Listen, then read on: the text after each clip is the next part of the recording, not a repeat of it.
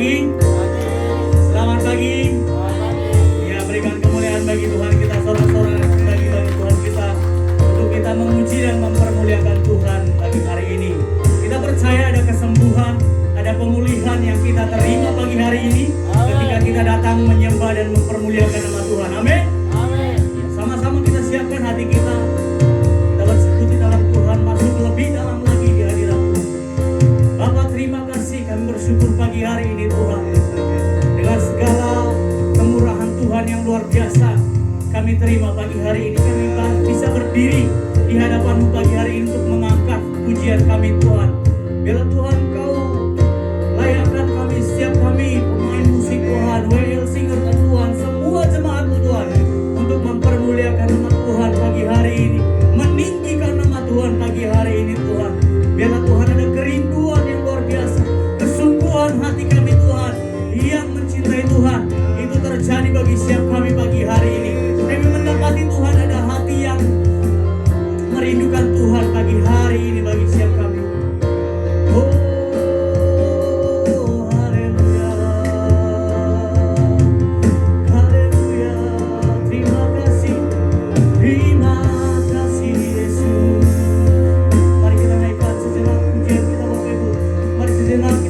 Penyembahan kita pagi hari ini, untuk kita mulai masuk dalam hadirat Tuhan lebih lagi, bersekutu bersama Tuhan pagi hari ini.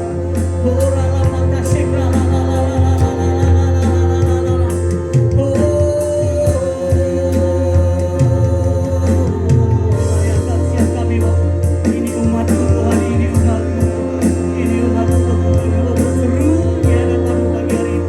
Kami mau berseru di hadapan-Mu pagi hari ini. Kami mau bersuka cita bersama pagi hari ini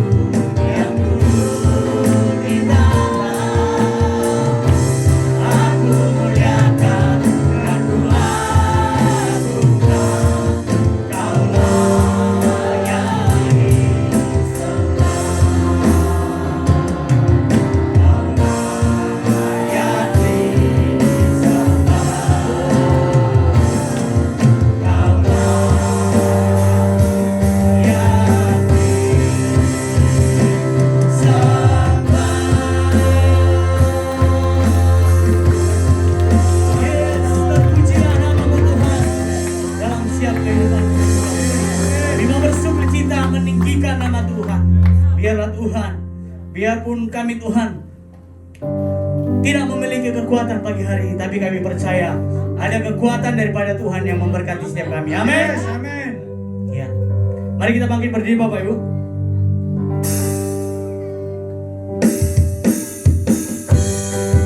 Menyanyikan pujian ini, biar bumi akan bergoncang, biar bumi akan berlalu, tapi Tuhan pasti yang terbaik bagi kita. Amin.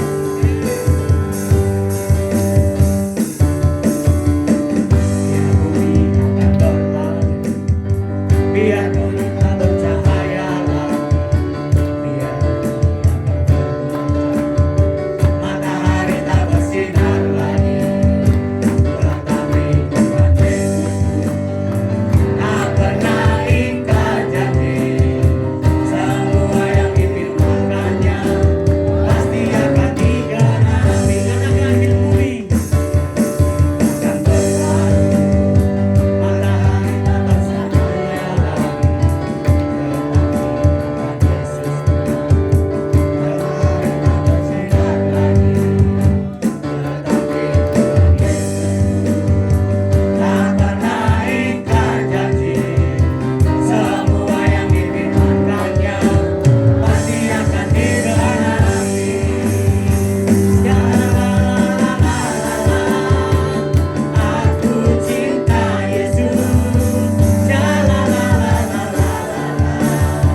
Yesus cinta saya. Katakan biar bumi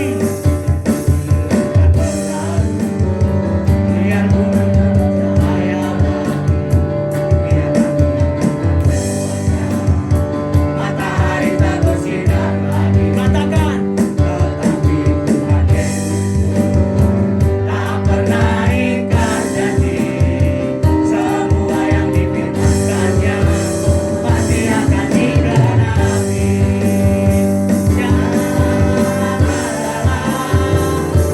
Aku cinta Yesus. Yesus cinta saya.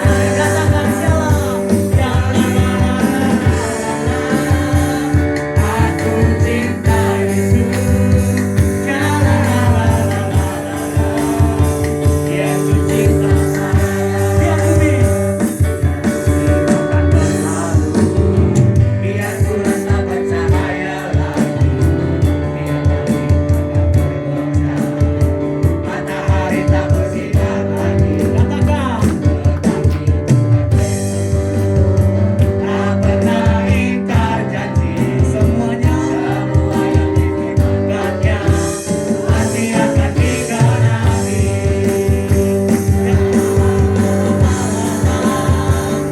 Aku cinta Yesus. Yesus cinta saya. Aku cinta Yesus. Yesus cinta saya.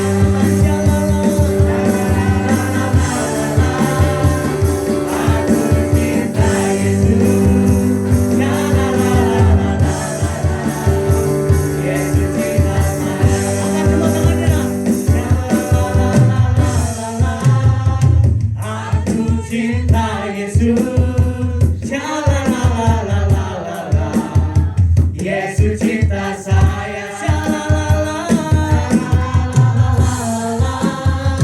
Aku cinta Yesus. Yesus cinta saya. Aku cinta Yesus. Yesus cinta saya. Dengan bersukacita Bapak Ibu, katakan kita bagi Tuhan. Yesus cinta saya. Yesus cinta saya. Yesus cinta saya. Amin. Ya, kita percaya cinta Tuhan tetap setia bagi kita. Amin. Firman-Nya selalu tergenapi dalam setiap kehidupan kita. Ya, sekali lagi kita berjoget bagi Tuhan. Amin. Kiri kananku ada Tuhan.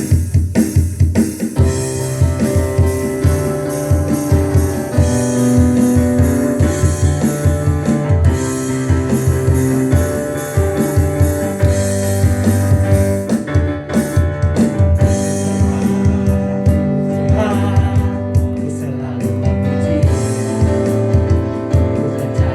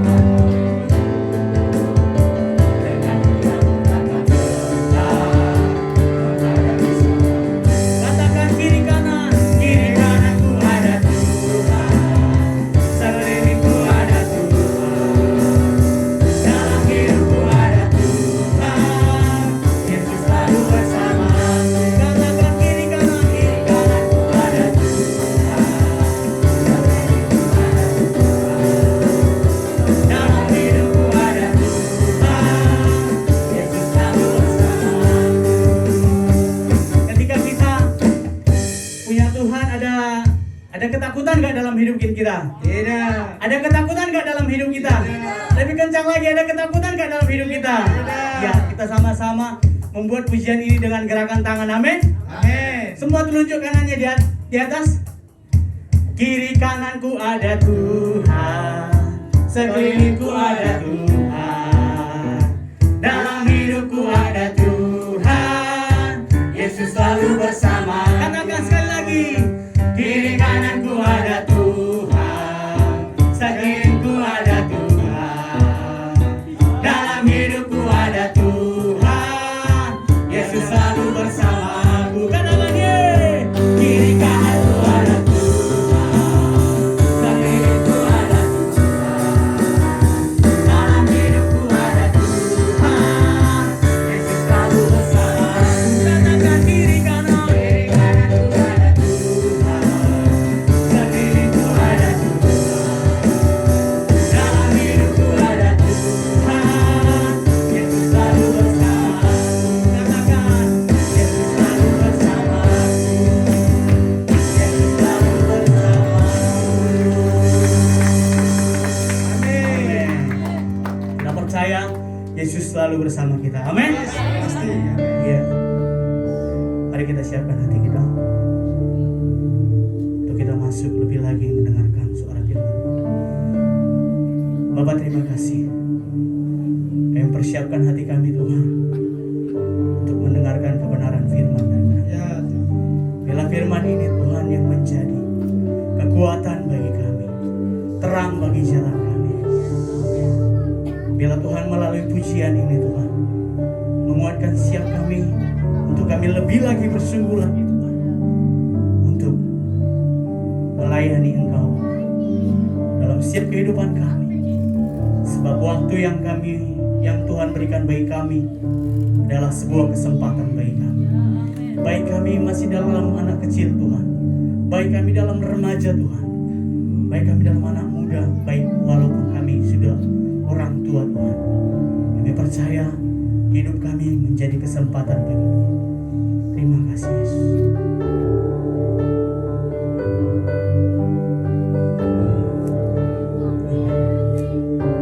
Sama-sama kita mengangkat pujian ini dan menyadari bahwa hidup kita adalah kesempatan.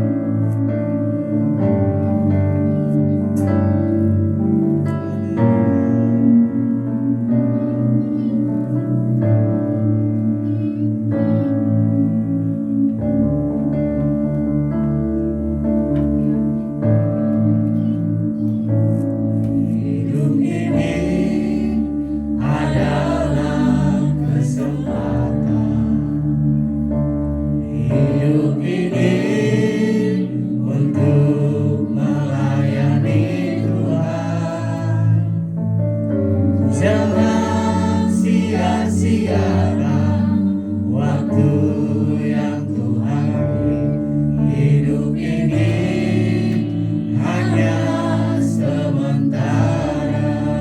Hidup ini adalah kesempatan. Hidup ini untuk melayani Tuhan. Jangan sia-siakan waktu yang Tuhan beri. Hidup ini hanya sementara. Oh Tuhan, pakailah hidupku. Setelah ini aku masih kuat.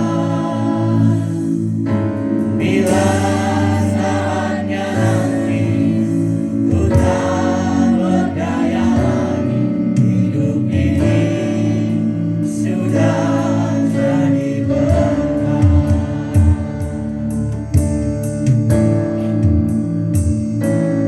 Hidup ini adalah kesempatan. Hidup ini untuk melayani Tuhan. Jangan sia-sia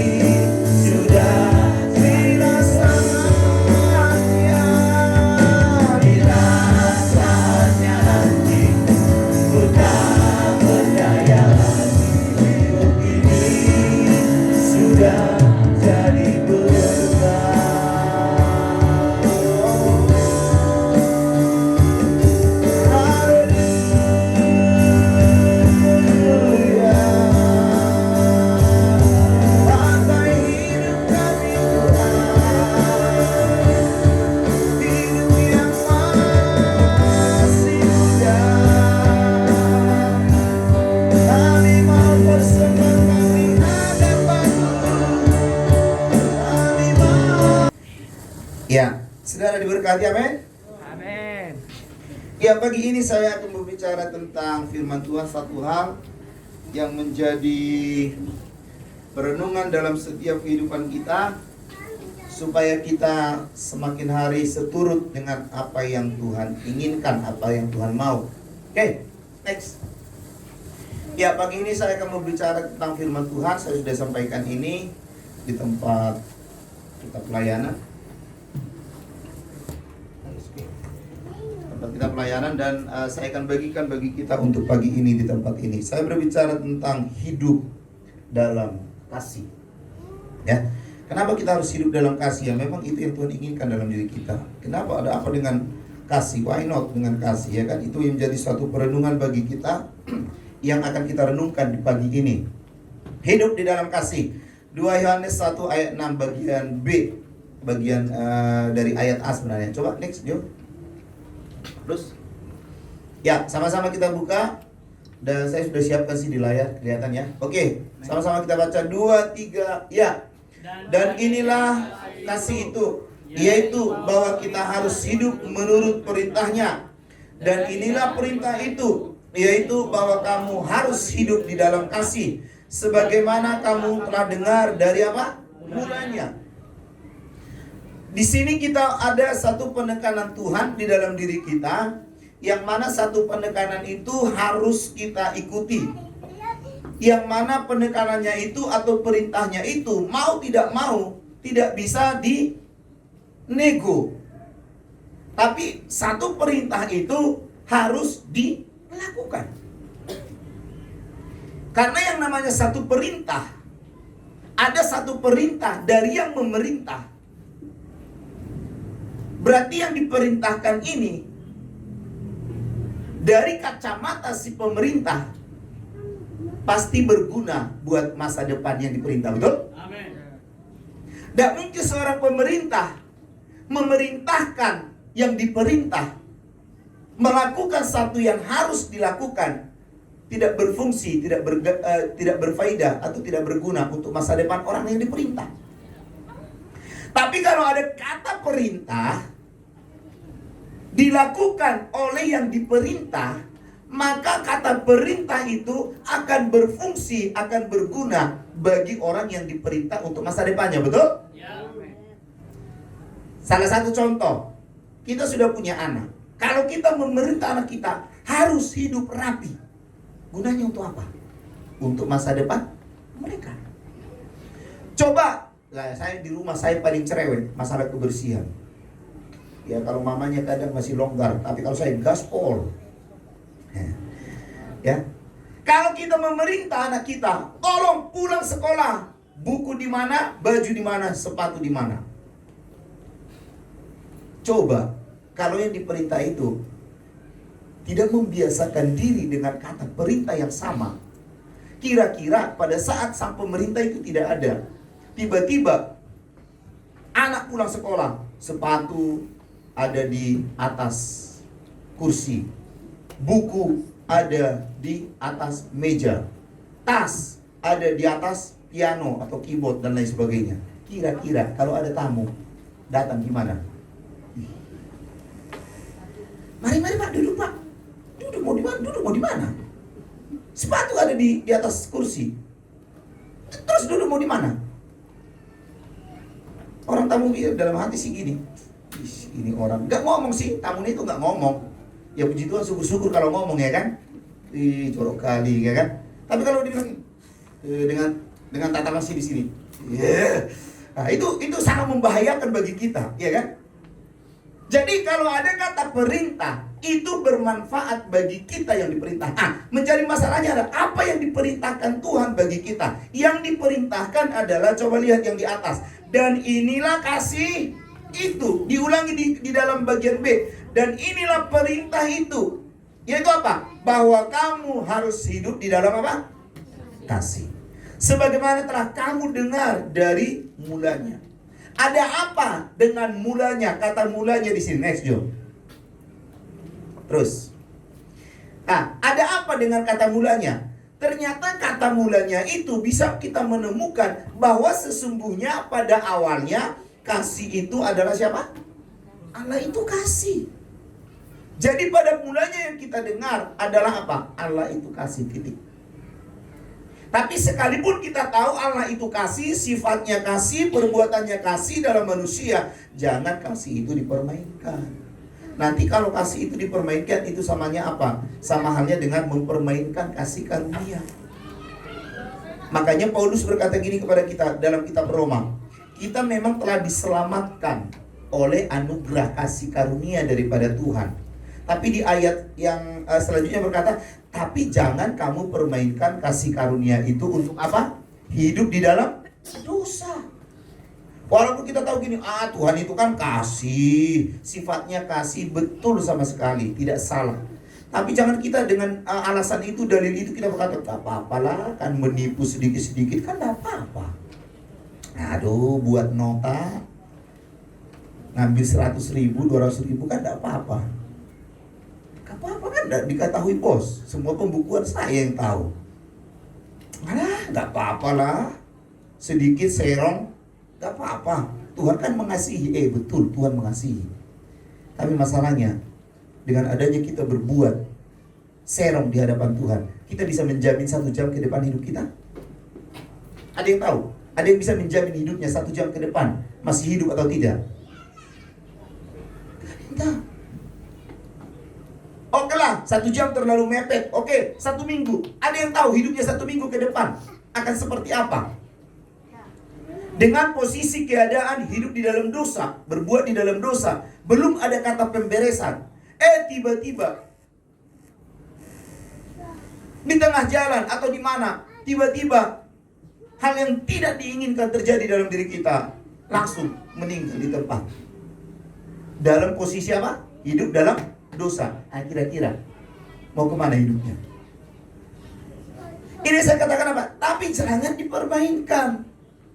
Betul, kasih itu. Saya tidak berkata setiap kita di tempat ini kudus semua. Pasti di antara kita juga pernah jatuh dalam dosa. Entah itu pikiran, mata, perkataan, telinga, dan lain sebagainya. Perbuatan, perencanaan, pasti kita pernah jatuh dalam dosa. Tetapi yang menjadi utama adalah gini, kalau kita jatuh dalam dosa, cepat untuk bangkit, menyadari, mengakui, bertobat. Itu yang diinginkan oleh Tuhan dalam kehidupan kita. Makanya dengan adanya Allah itu kasih dari semula, maka dengan kasih yang sama Yesus datang dari surga ke dunia dengan apa? Dasar kasih. Yohanes 3 ayat 16. Karena begitu besar kasih Allah akan dunia ini, sehingga ia mengirimkan Yesus sebagai pendamai bagi kita, sehingga olehnya manusia yang ada di dunia bisa diselamatkan. Jadi dengan dasar kasih, God is love itu, dengan dasar kasih itulah yang kita dengar dari awal. Dengan kasih pula itulah yang akan kita hidupi di zaman sekarang ini. Kenapa? Karena Bapak kita kasih, sifatnya kasih, perbuatannya kasih, maka kita juga sebagai anak harus mengikuti teladan daripada sang Bapak kita, yaitu apa? Hidup di dalam Next. Dengan perintah itu tadi, Yesus menyuruh kita untuk kita hidup di dalam kasih. Karena ada pepatah Inggris berkata gini, like father, like son.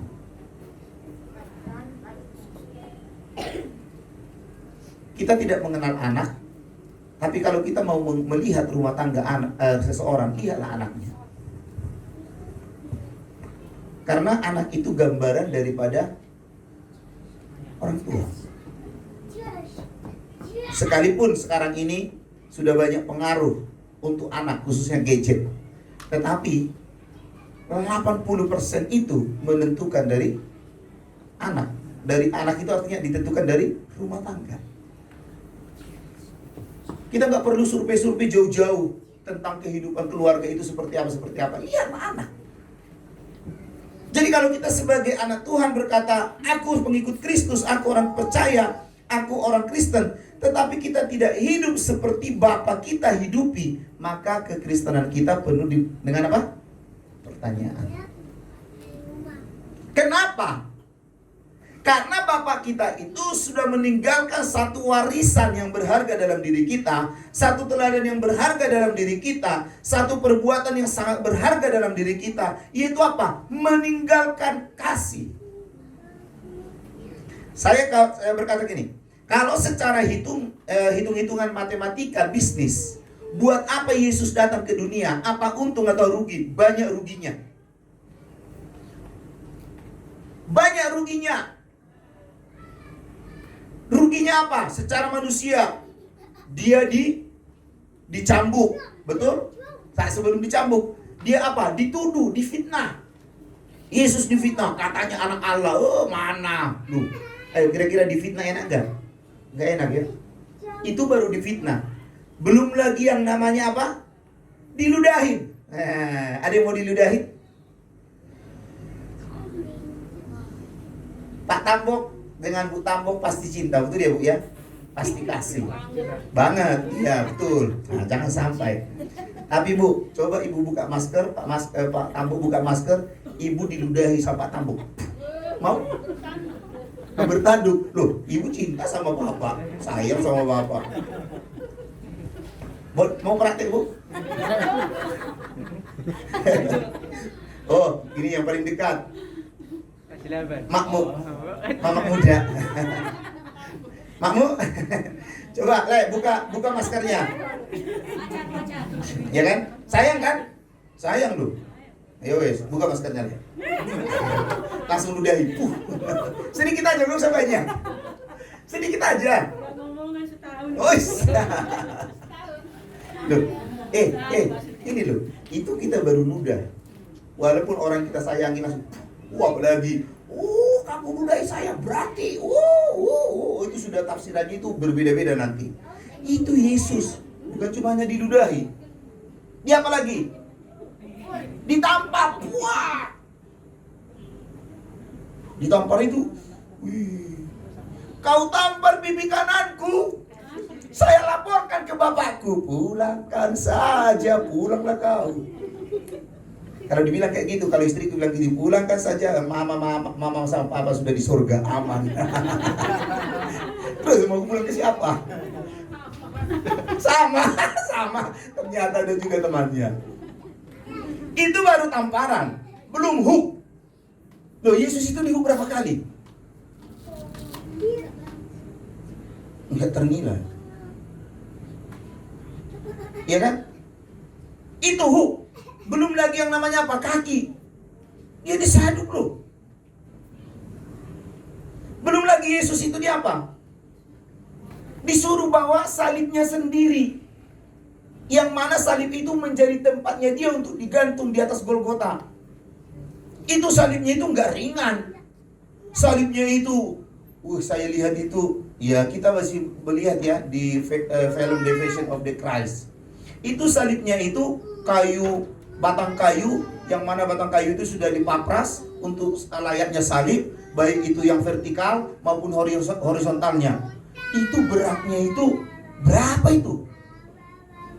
Yesus disuruh membawa itu. Wih, itu ngeri banget itu. Sedangkan siapa yang menggantikan itu? Yang dari Arimatea itu?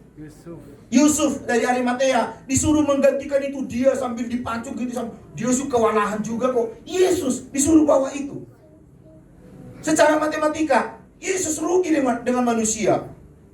Itu baru itu, belum lagi dicambuk dengan apa itu yang berduri itu. Terus belum lagi dicambuk dengan mata kail, yang bentuk mata kail itu 7 mata kail. Yesus dicambuk 50 kurang 1 kali 7. Berarti 49 cambukan kali 7. Itu kan bercabang gini, kayak mata kail. Itu berapa? Kira-kira kita bisa membayangkan Yesus untungnya apa dari manusia? Rugi. Jadi kalau kita berpikir secara logika, matematika, Yesus rugi datang ke dunia. Dengan peristiwa saat itu, untung gak ada. Untung pada saat itu gak ada. Yang ada rugi. Belum lagi dia sudah sampai di atas yang namanya Golgota. Dia mau disalibkan, dipaku kiri kanan tangan. plus kaki. Sudah di atas lagi, masih dipukul lututnya, membuktikan orang itu sudah mati atau enggak. Ditombak lagi, sebelumnya dimahkotai duri. Loh, itu Yesus itu gak ada untungnya sama sekali. Tapi apa firman Tuhan berkata apa? Dia melakukan itu semua atas dasar apa? Kasih. Nah, perbuatan yang sama inilah yang ditinggalkan oleh Yesus bagi kita, supaya kita sebagai anaknya hidup di dalam kasih. Walaupun perjalanannya itu kelihatannya rugi gitu ya, tapi lihatlah habis ending daripada kematian Yesus, waktu dia berkata di atas kayu salib, sudah selesai, itulah untung besar. Maka semakin banyak orang yang percaya kepada dia. Jadi sekalipun kita mungkin hidup di dalam kasih, berjalannya kasih kita lakukan, kelihatannya kayak rugi kita, gak ada untungnya, udahlah, yakinkanlah Yesus saja dalam perjalanannya secara matematika dia gak untung, rugi, tapi happy endingnya itu loh yang menentukan keuntungan besar yang dia terima.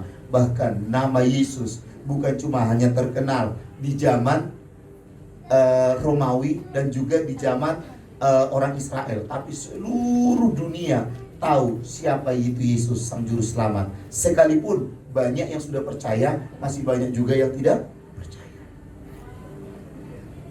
Jadi kalau Bapak itu sudah memberikan satu teladan bagi kita, maka kita juga sebagai anak harus mengambil kesimpulan yang sama. Karena apa? Karena kekristenan itu bukan berbicara tentang agama, tapi kekristenan itu berbicara tentang hubungan akan Tuhan. Kristen artinya pengikut Kristus. Bagaimana Bapak sudah memberikan itu bagi kita, kita juga sebagai anaknya harus mewarisi kata yang telah ditinggalkan bagi kita, yaitu kasih.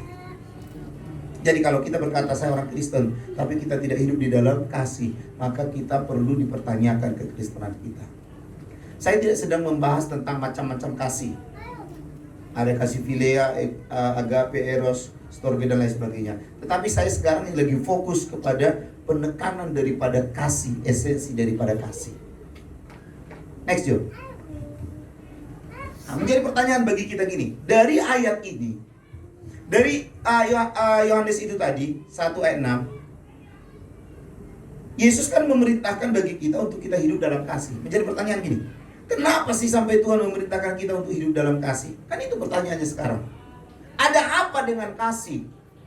Buat apa kasih? Gunanya kasih apa? Kalau kita hidupi, ternyata yang pertama, karena kasih itu menutupi banyak sekali apa? Dosa. Coba kita lihat 1 Petrus 4 ayat 8.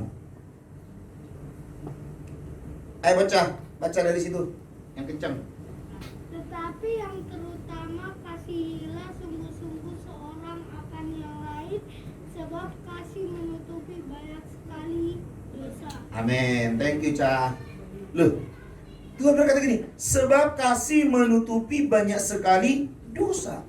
Tapi jangan salah mengerti ayat ini. Nanti kalau kita salah mengerti ayat ini, kita apakan lagi? Oh, berarti kalau gitu Tuhan itu kong kali kong dong kasihnya. Enggak, tapi gini, kata menutupi bukan berarti kompromi. Tetapi kata menutupi melainkan tidak mengumbar kesalahan. Apa itu mengumbar? Menceritakan. Ibaratnya orang Batak Mandokon menggosip atau patubuhon dosa tuaka dongan. Karena apa? Mengumbar. Tidak mengumbar kesalahan orang lain apabila menganggap diri paling benar. Jadi kata kompromi, Yesus tidak sedang kompromi, menutupi, tidak sedang kompromi dengan dosa. Tetapi yang ditekankan oleh 1 Petrus 4, tidak mengumbar artinya tidak menceritakan, tidak mengumbar kesalahan orang kepada orang lain.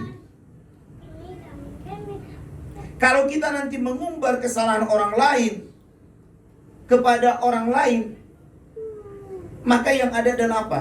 Kita sedang menceritakan keburukan orang itu, merasa kita yang paling benar, betul? Padahal pada sejatinya manusia Tidak ada pun yang menganggap diri yang paling benar. Karena setiap kita ada plus, ada minus, betul enggak? Tapi yang benar adalah sesuai dengan firman Tuhan. Kalau kita tahu orang itu salah, yang benar adalah kata menutupi di sini adalah apa? Kita panggil empat mata, face to face. Firman Tuhan berkata gini, kalau dia berdosa, kita panggil empat mata. Gak bisa empat mata, 6 mata. Kan gak bisa 6 mata, baru 8 mata. Gak bisa 8 mata, itu firman Tuhan berkata, serahkan ke iblis. Firman Tuhan berkata seperti itu loh.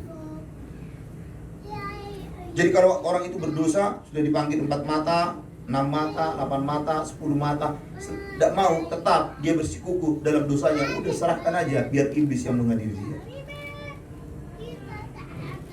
Tetapi selama kita hidup di dalam Tuhan, kita tahu orang itu berdosa, yuk lebih baik kita panggil 4 mata. Melakukan satu kesalahan pelanggaran, yuk kita panggil dia 4 mata. Kita selesaikan hati ke hati. Sehingga kalau orang itu masih hidup di dalam firman Tuhan, kalau dipanggil 4 mata, hak Tuhan, maka akan ada penyelesaian, betul?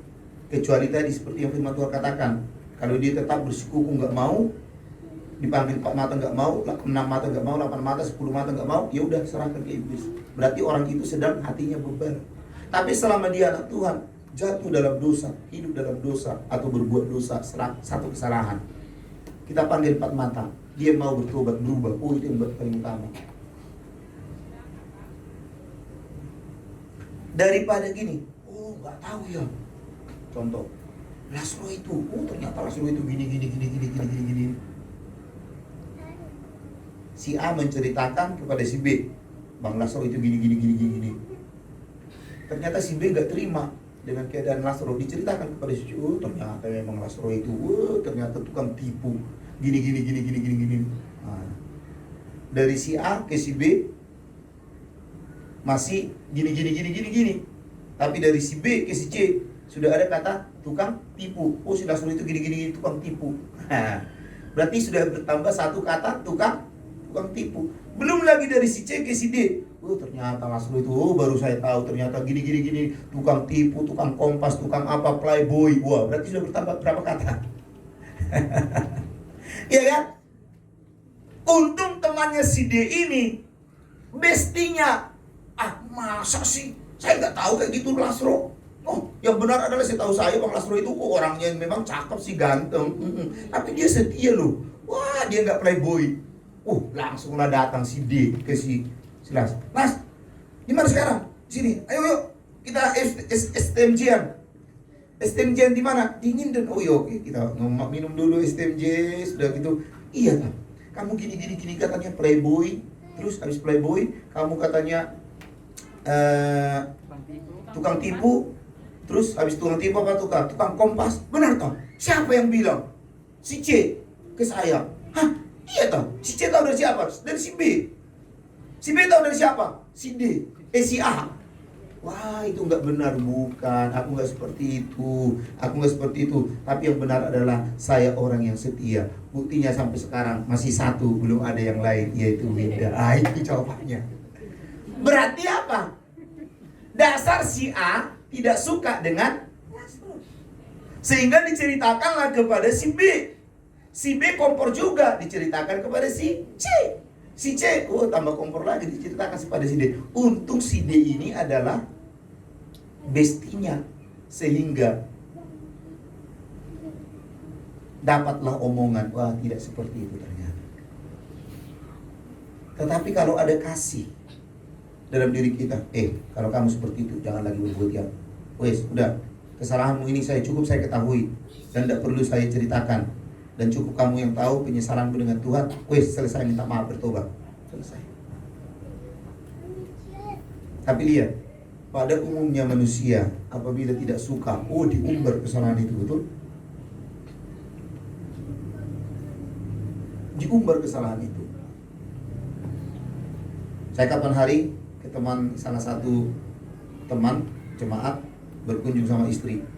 Saya tiba-tiba jemaat ini berkata, Pak Agus, benar lah Pak Agus gini. Kata saya, enggak. Terus yang benar seperti apa? Coba Pak ceritain. Diceritain. Ceritanya seperti ini loh. Ceritanya seperti ini loh, Bu. Gini.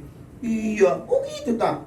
Jadi nggak seperti ini. Saya nggak usah sebutkan apanya, detailnya. Enggak.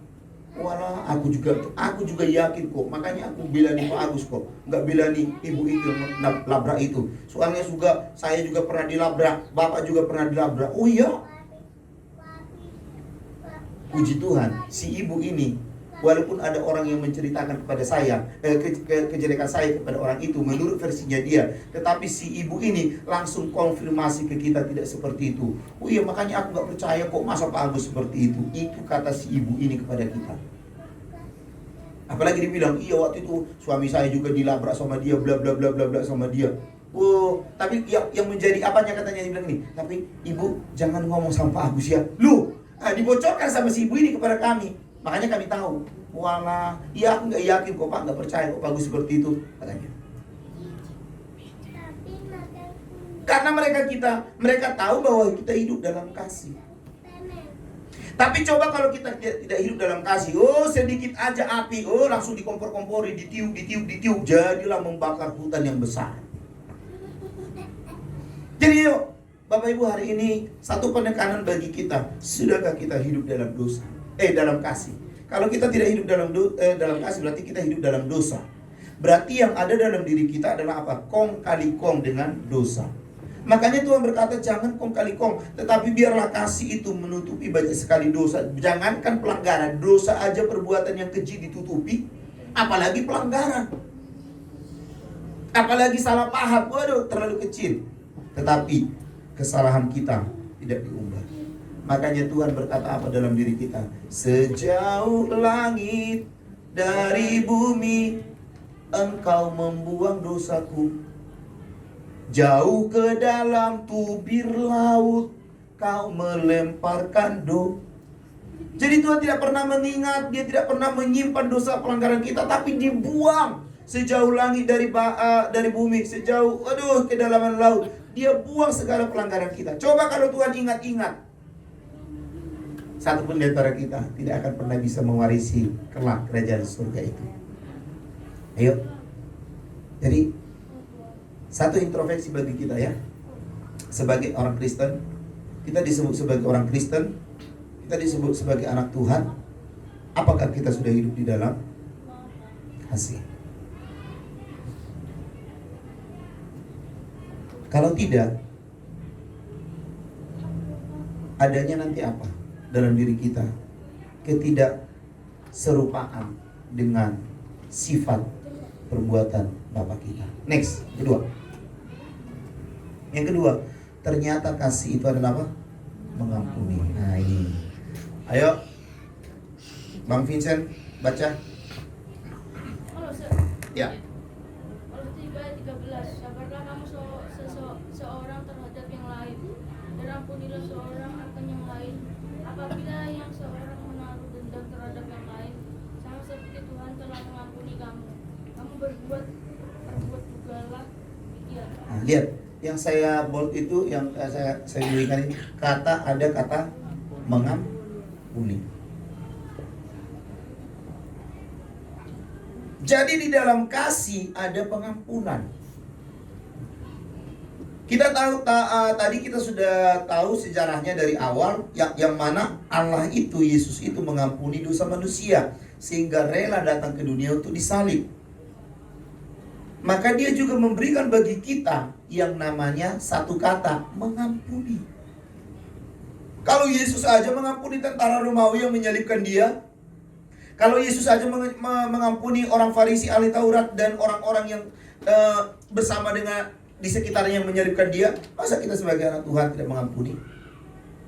Kalau Yesus di atas kayu salib, Dia tidak berkata kepada Bapa, Bapa ampunilah mereka. Kalau Dia balik kata yang sama, Bapa binasakan mereka. Kira-kira teladan apa yang dapat kita ambil dari Yesus?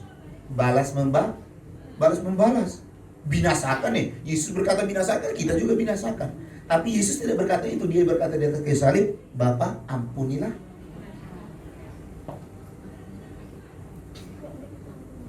Makanya saya catat di sini, dalam kamus kekristenan tidak ada kata balas dendam, tapi yang ada adalah kata saling mengampuni. Pasti kita pernah sakit, pernah disakiti, betul? Tapi kita juga jangan salah, pernah kita menyakiti orang lain. Sadar atau tidak kita sadari, kita pernah disakiti dan kita juga pernah menyakiti hati orang lain.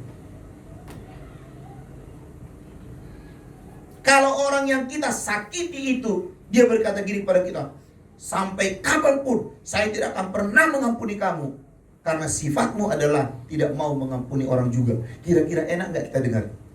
Kita yang menerima itu, aduh rasanya, oh iya, aduh sakit kali. Tapi coba, kalau yang ada dalam diri kita sebagai anak Tuhan, saling mengampuni, saling menerima, saling berdamai, saling itulah. Hiduplah kita tentram bersama dengan Tuhan. Karena kita gak bisa berkata gini, Pak, aku gak bisa mengampuni. Kalau kita gak bisa mengampuni, ya ini ya jawabannya. Kalau kita tidak bisa mengampuni, kalau kita mau mengampuni, jawabannya ada di sini. Matius 6 ayat 14 dan 15. Elin, yuk baca Lin. Yang kencang dah Lin. Kangen lu dengan suaranya Selin yang lembut ini. Elin, pakai bilang. Pegang kami. Karena engkau Yang kencang. Ya udah. karena kaulah kamu mengampuni orang kamu yang di surga akan mengampuni kamu juga. Tetapi kaulah kamu tidak mengampuni orang bapamu juga tidak akan mengampuni salahmu. Thank you Lin. Memang benar-benar suara Selin ini selembut hatinya.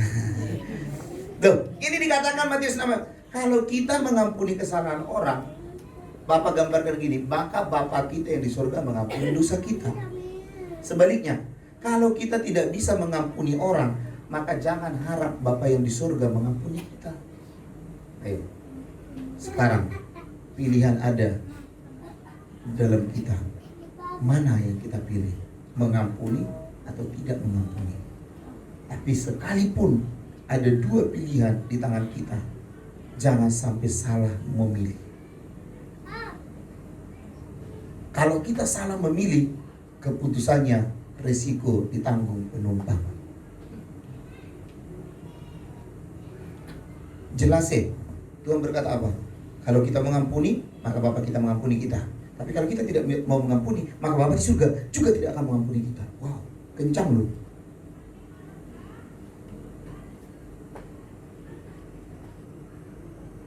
Mama Pak bisa di-mute Pak. Saya ada link, terima kasih.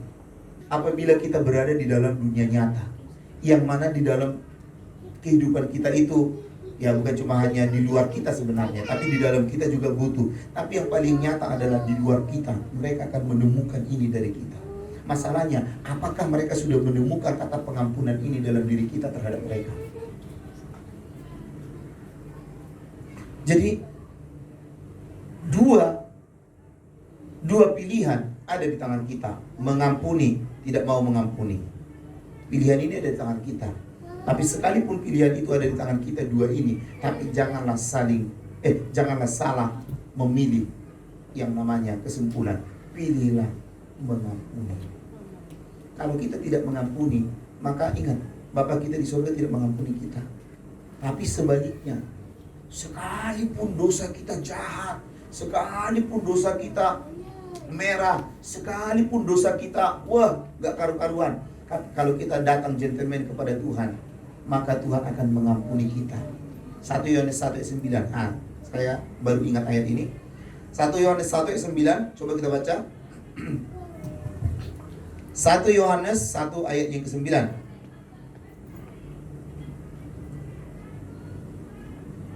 Nah ini. Jika kita mengaku dosa kita, maka Ia adalah setia dan adil sehingga Ia akan mengampuni segala dosa kita dan menyucikan kita akan apa? Segala kejahatan kita. Jadi walaupun dosa kita merah, besar, menggunung, seperti dosa saya, mungkin dosa masa lalu saya, besar membunuh. Tapi kalau kita mau datang minta ampun di hadapan Tuhan, Tuhan menerima kita padanya. Walaupun dosa kita mungkin besar, kalau kita datang kepada Tuhan dengan gentle, Tuhan aku mau mengampuni orang itu, sekalipun kesalahannya besar kepada saya secara hitungan matematika saya. Tapi kalau kita datang minta ampun kepada Tuhan, maka Bapa di surga itu akan mengampuni kita dan menyucikan kita dari segala dosa perbuatan yang kita lakukan. Karena apa? Sifat daripada Bapa itu, dia tidak mengingat dosa masa lalu kita, betul? Dia tidak mengungkit dosa masa lalu kita, dia tidak sedang mengutak-atik dosa masa lalu kita, tapi dia mengubur, melupakan, melenyapkan dosa masa lalu kita, sehingga yang dia berikan bagi kita adalah apa? Masa depan penuh dengan harapan. Saya buat kesimpulan gini, mengampuni orang lain akan diampuni Tuhan, tapi sebaliknya, tidak mengampuni orang lain, maka kita juga tidak akan diampuni Tuhan. Kenapa? Karena Tuhan tidak memberikan satu teladan membenci bagi kita, tidak. Tapi Yesus meninggalkan satu teladan bagi kita, mengampuni. Nah, sejauh ini, adakah orang yang kita masih benci dalam diri kita hingga saat ini? Kalau ada, yuk cepat kita bereskan. Saya mau berkata di hadapan Bapak Ibu, di hadapan Tuhan, satu pun di dunia ini tidak ada yang saya benci. Kenapa? Saya sudah pemberesan dengan Tuhan. Tapi saya juga tidak mau terulang peristiwa yang sama, yang bisa menyakiti hati saya.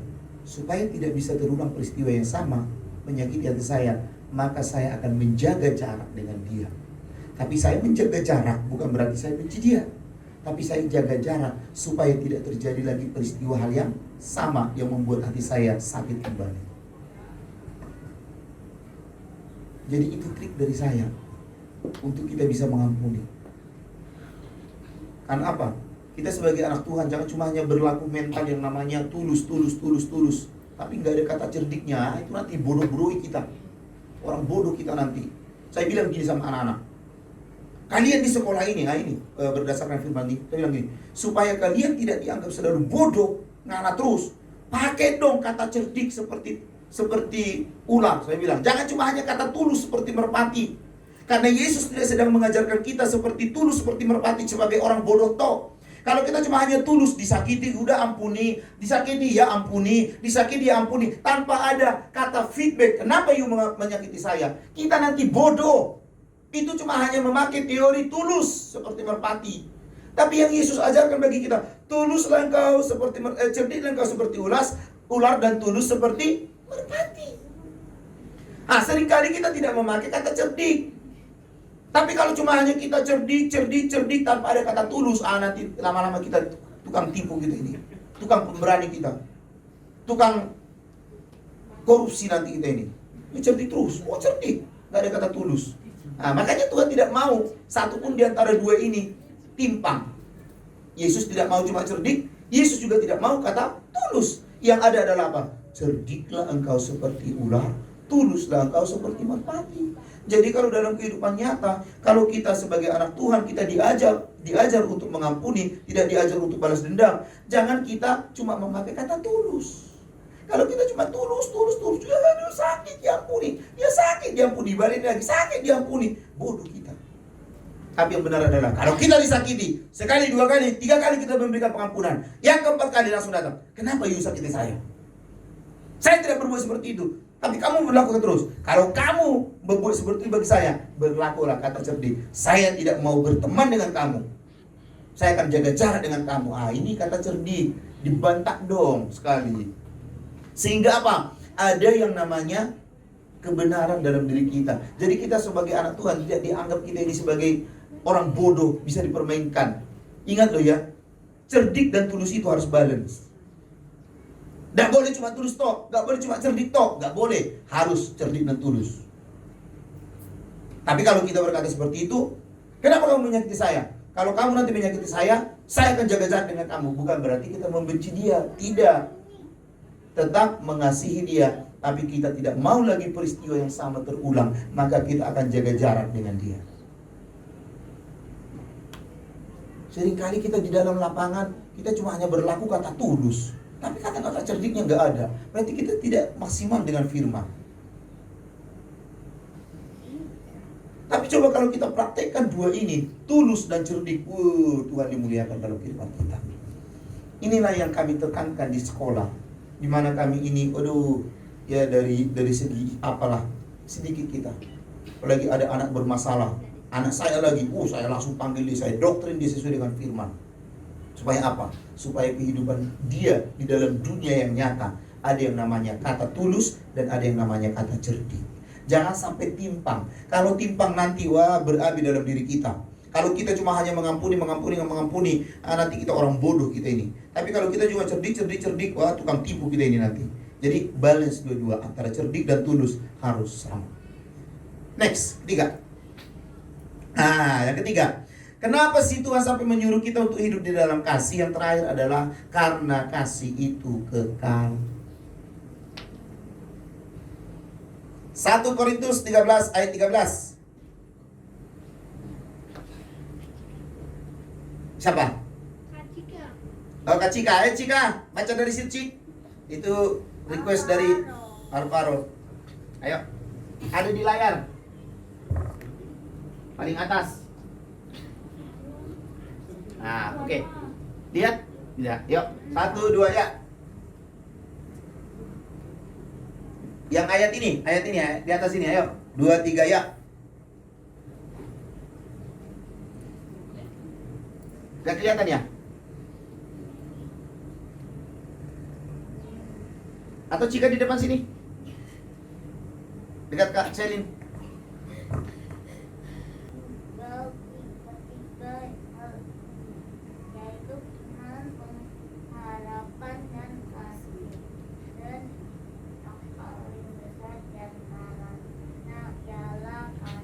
Amin. Thank you Cika. Firman Tuhan berkata gini, 1 Korintus 13 ayat 13. Demikianlah tinggal hal ini, yaitu apa? Iman. Kedua, pengharapan dan kasih. Tapi di antara ketiga hal ini yang paling besar apa? Saya bisa berkata gini kepada Bapak Ibu, saya punya iman, bisa memindahkan gunung. Saya punya iman, bisa membangkitkan orang mati. Saya punya iman, bisa mengadakan mujizat seperti Yesus lakukan. Salah? Tidak salah. Saya dikirimin video di NTT putus jalan. Jadi nggak bisa orang ke Soe.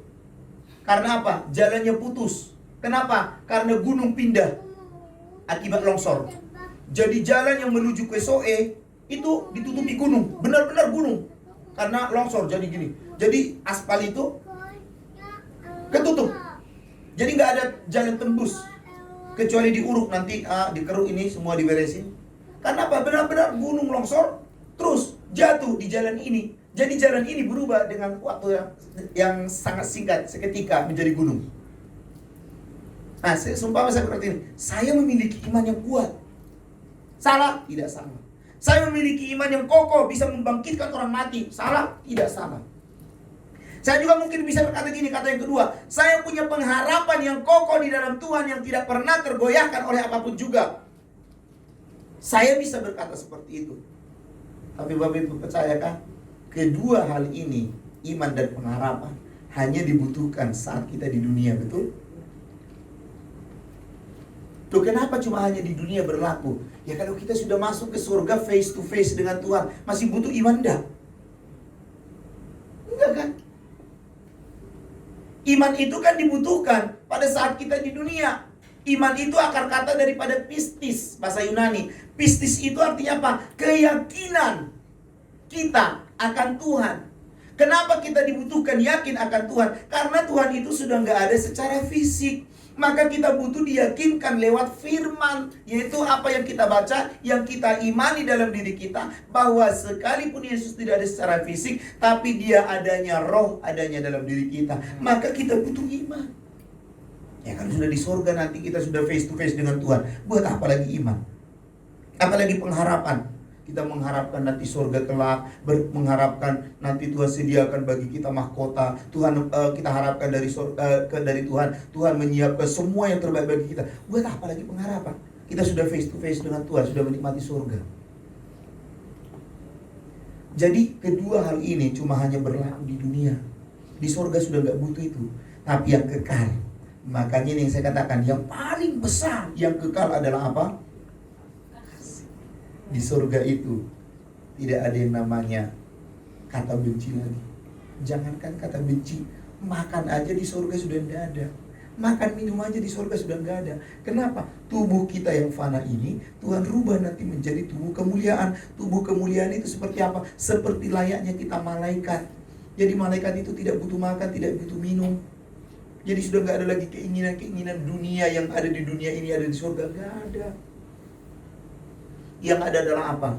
Yang ada adalah kita masuk surga, kita menikmati suasana yang indah bersama dengan Tuhan. Nah, kalau Bapak Ibu mau tahu dengan gambaran surga nanti, karena waktu kita terbatas, baca Wahyu pasal yang ke-21 ayat 19 ayat 1 sampai selanjutnya. Itu adalah gambaran surga bagi kita.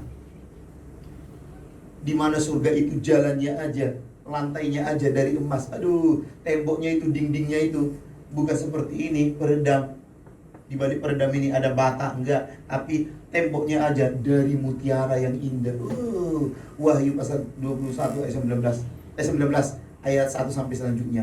Itulah gambaran langit dan bumi kita yang baru nanti. Jadi lihat, kita boleh punya iman yang kuat, kita boleh punya pengharapan yang tidak putus-putus, tetapi ini berlaku di dunia. Tapi yang kekal adalah kasih. Makanya yang kekal, yang paling besar di antara ketiga ini adalah kasih. Kenapa? Karena ini sampai ke surga. Inilah yang membuat kasih itu kekal, besar. Bertanya, sudahkah kita hidup di dalam kasih?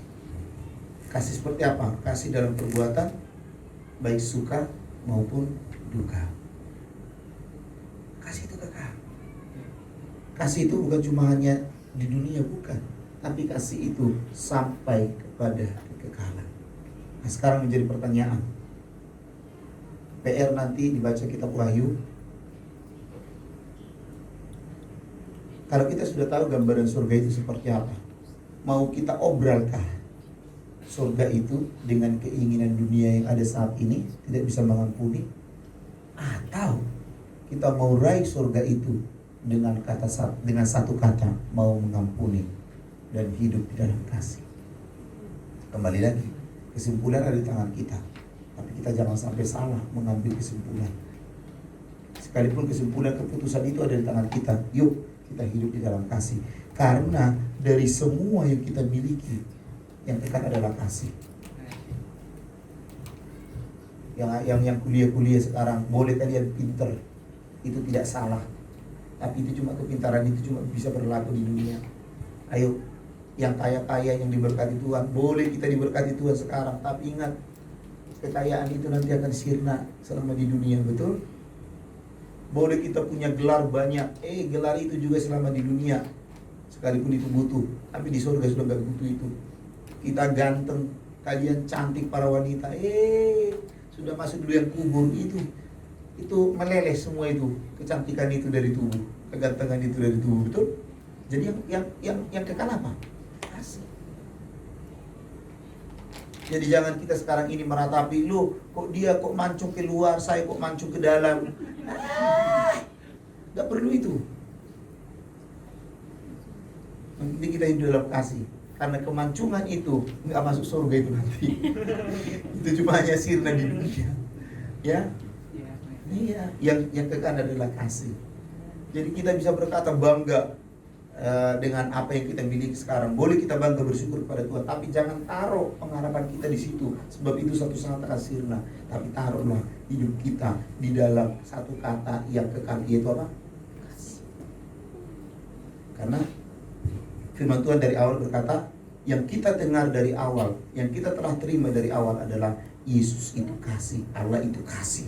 Maka kita juga sebagai anaknya harus hidup di dalam kasih. Next, firman.